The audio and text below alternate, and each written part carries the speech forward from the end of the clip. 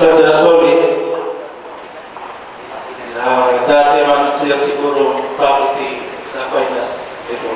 So, yeah.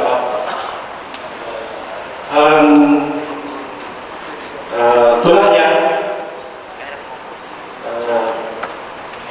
dream, translate ko sa English, bali, basta ako na sa English, and then sa Bicol. So every stanza. Bago ba siya rhyming paper, pero yung parang yung separation. So, bawat kalabat sa area. So, after yung English, Bicol.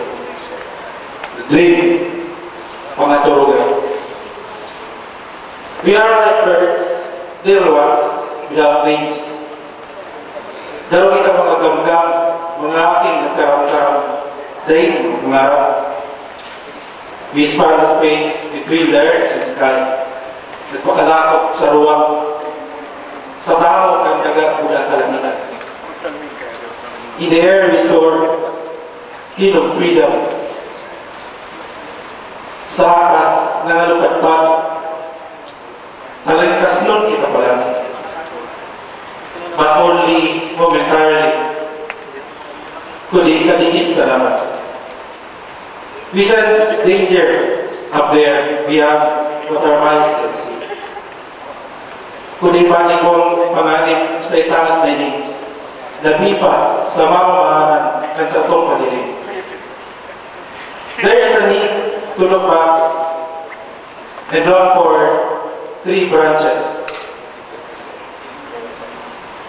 To perch on, so we can rest and dream once again of more plans and heights to reach.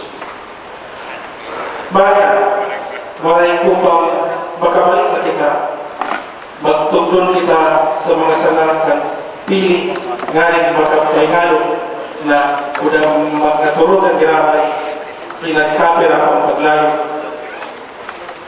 Udang layo na dahi pamago. No matter how small or great our wings seem to be. Siya po na kumurado karalusan ng mga pagpagdating sa tuyang nalalabigan. Daragay ni ano ba kandabos tao pa.